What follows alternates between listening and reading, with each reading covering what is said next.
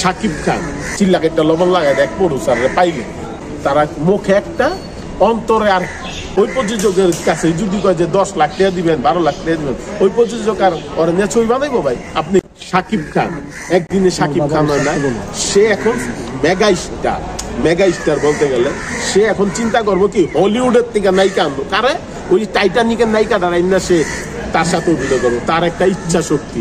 আমি সরল হাসমত এখন আমার অভিনয় করতে ইচ্ছা করে কার লগে জানেন? শাহরুখ খানের লগে, সালমান খানের লগে।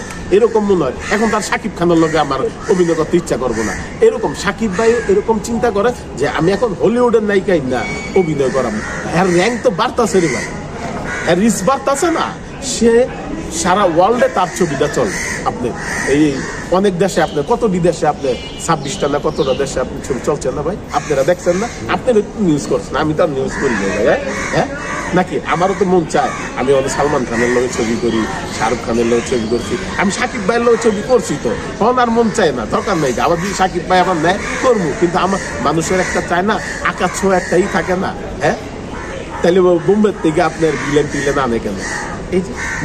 না এটা ভুল ধারণা যে আপনার মনে করেন শাকিব ভাই আমাদেরকে ভুলা গেছে, এটা ভুল ধারণা। সে ভুলে নাই, সে মনে রাখছে। ওই যে দেখলি হাসমত কেমন আছো, সালামটা দেওয়ানোর পর আমি সালামটা দেওয়ানোর পর জিজ্ঞেস করে হাসমত কেমন আছে, যদি ভুলা যায় তো এটা মনে করতো সে আমি তো এটা করতে কইতাছি যে সে এখন কমিডিয়ান নিব কারে? জনি লিভারে, যশ পালের, তাদেরকে কমিডিয়ান নিয়ে সে কাজ করবো কেন? তার তো নইলে বড় বিগ তার বিগ ই করে ওই যে ইয়ের থেকে চেন্নাইতে কমিডিয়ান নিয়ে আইবো, ওই যে একটা খাটো করে একটা আছে না, ও রাইনা অভিনয় করতে হলে তার থেকে ভালো লাগবে। এখন তার সরল হাসপাতালে দিব না। তাহলে সে বাংলাদেশের এই যে বাংলাদেশের তো চিনছে একবার ক্রিকেট খেলার দিয়া, আর এই যে আমাদের এই যে বাংলাদেশের সিনেমা দিয়া। বহির্বিশ্বে কিন্তু বাংলাদেশের সিনেমা চলতেছে অনেক দেশে, সব জায়গায় কিন্তু তার কথা কয়। এই যে আপনি জিৎ বলেন, দেব বলেন, কিছু কিছু শিল্পীরা কিন্তু তার কথা বলে, তার সাক্ষাৎকারে লাইভ সাক্ষাৎকারে বলে, নাকি আপনারা দেখেন নাই? আমি দেখছি।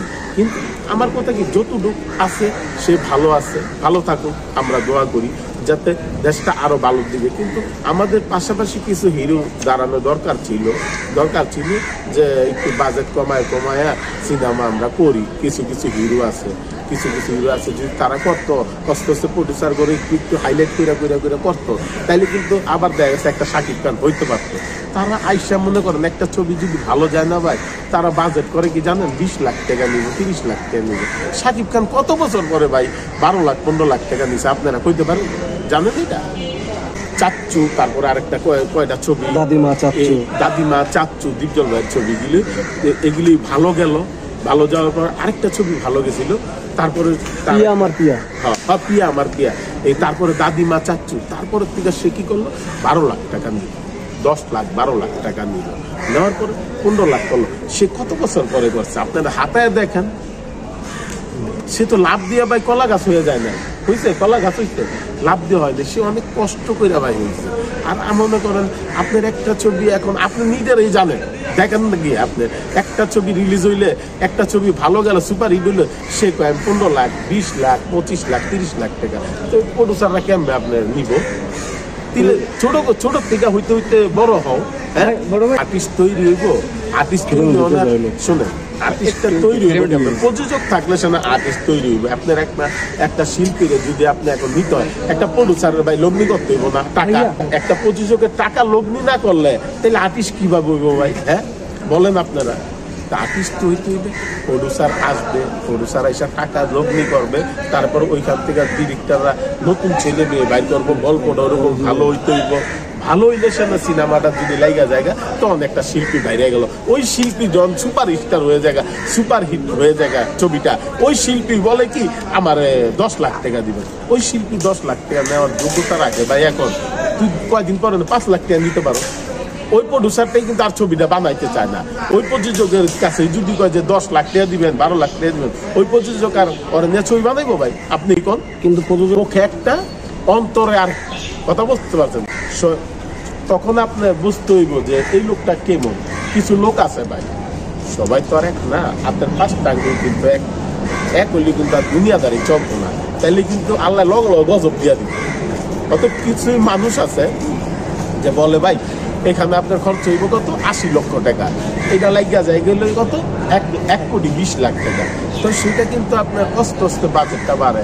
তো মনে করেন সেটা প্রযোজকেরও দোষ না, আর প্রডিউসার প্রযোজক ওই লোক একটা দিন চিন্তা করে যে আমার 80 লাখ পয়সা, আমি 80 লাখের বেশি আমি দিব না। প্রযোজকও কইতে পারে যে এই গানটা আপনার ওই জায়গায় না ওই জায়গায় করে, খরচটা হে বাড়াইলো না ভাই, সেই তো বাড়াইলো খরচটা ভাই, পরে গিয়ে ডিরেক্টরের উপরে নামটা আসে না, এইটি আর কি। কিন্তু একটা ডিরেক্টর চায় না একটা প্রডিউসার আবার জাগ গাবে। আবার কিছু ডিরেক্টর আছে চিল্লাকে লবণ লাগাই দেয়, ওই চিল্লাকে লবণ লাগাই দেয়, কিছু ডিরেক্টর আছে ভাই চিল্লাকে লবণ লাগাই দেয় এক প্রডিউসারে পাইলে। তো ওই প্রডিউসার তাহলে এফডিসিতে থাকবো, ওই প্রডিউসার যাইবো গা ভাই, যেগুলো যাইবো গা।